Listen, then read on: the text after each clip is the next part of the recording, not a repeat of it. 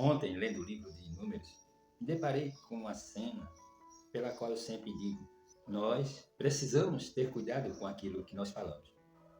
Eu sempre gosto de citar um texto que está lá em Provérbios, capítulo 18, versículo 21, que diz assim: a morte e a vida estão no poder da língua, e quem bem fizer uso da palavra comerá do seu fruto. Cuidado com as palavras, cuidado com aquilo que você libera através dos seus lábios. Então tenha cuidado com aquilo que você tem falado. Há poder nas suas palavras. Deus, ele vai cumprir aquilo que você liberar através dos seus lábios, porque palavras são como semente plantadas, sejam essas palavras de bênção ou de maldição. Então, como um agricultor que outrora fui quando criança, eu via minha mãe sempre semear a melhor semente para colher frutos com qualidade. Então, cuidado para você depois não pagar preço diante daquilo que libera. E qual o objetivo desse vídeo, dessa palavra?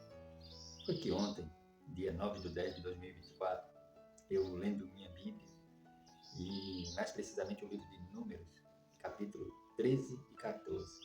E é bem interessante fazer um breve resumo desse capítulo 13. Deus manda que Moisés levante 12 homens respeitados, pessoas de boa índole, para irem ver a terra prometida que ele tinha jurado a seus pais, os colocaria. Só que os homens viram que verdadeiramente a terra emanava leite e mel, uma terra em cujo cacho de uva foram carregados por 2 pessoas. Mas eles não olharam a grandiosidade daquilo que Deus estava dando a eles, mas as dificuldades, porque observando lá que essa terra, embora emanasse leite e mel, era uma terra de gigantes. E eles se sentiram como gafanhotos, como seres pequenos diante daqueles gigantes, incapazes de possuir a terra. Só que eles se esqueceram que não era pela sua justiça que eles iriam para lá, mas pela fidelidade de Deus que os colocaria lá. E aí a gente lembra daquele texto de Êxodo 14:14. E o Senhor pelejará por vós e vos calareis. Dos 12 homens que foram espiar aquela terra, 10 voltaram murmurando, achando que jamais seriam capazes de adentrar aquele lugar, aquele recinto. Dos 12 que foram ver aquela terra, 10 voltaram murmurando. Só 2 criam que Deus verdadeiramente os conduziria para aquela terra que emanava leite e mel. E eu achei interessante o que esses homens, ou o que vai acontecer através dessa sequência. Todo o povo murmurou contra Moisés e Arão, porque disseram que eles tinham tirado eles do Egito para levar, para que eles pudessem morrer naquela terra, que seria incapaz de possuir, né? E eu queria ler com vocês o capítulo 14 e alguns versículos que diz assim. No versículo 1 do capítulo 14. Então levantou-se toda a congregação e alçaram a sua voz. E o povo chorou naquela mesma noite. E todos os filhos de Israel murmuraram contra Moisés e contra Arão. E toda a congregação disse: ah, se morrêramos na terra do Egito! Ah, se morrêramos nesse deserto! Cuidado com as palavras. Nisso, Josué e Caleb se levantam, exortando ao povo que se Deus disse que colocaria eles lá, eles iriam entrar nessa terra e a possuiriam.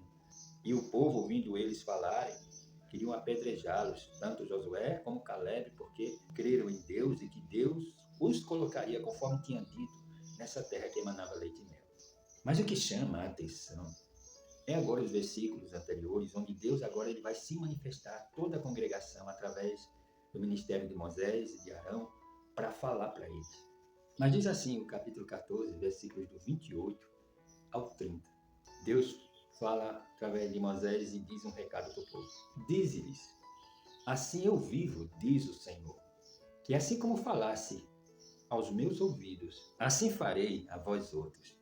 Nesse deserto cairão os vossos cadáveres, como também todos os que de vós foram contados, segundo toda a vossa conta. De 20 anos e aí para cima, os que dentre vós contra mim murmurastes, não entrareis na terra pela qual levantei a minha mão, salvo Caleb, filho de Jefoné, e Josué, filho de Nun. Mas vossos filhos, de que dizeis, por presa serão, meterei nela, e eles saberão da terra que vós desprezastes. E o versículo 36 do capítulo 14 diz assim: e os homens que Moisés enviou para espiar a terra, e que voltando fizeram toda a congregação murmurar contra o Senhor, infamando a terra, aqueles mesmos homens que infamaram a terra, morreram da praga perante o Senhor. Mas Josué, filho de Nun, e Caleb, filho de Jefoné, que foram espiar a terra, ficaram com vida. É isso que está todo o segredo da nossa vida e o sucesso da nossa existência. Nós não podemos estar declarando palavras de derrota, porque palavras, como eu disse, são como sementes plantadas. Toda vez que você libera uma palavra através dos seus lábios, seja ela de bênção ou de maldição, ela vai produzir o seu fruto. Não pragueje, não murmure, não diga palavras ociosas sobre sua própria vida ou sobre sonhos, simplesmente porque não aconteceram, simplesmente porque o projeto não fluiu, simplesmente porque fracassou nisso ou aquilo. Não se declare um derrotado. Há poder nas suas palavras. Mude o sentido da palavra que sai da sua boca.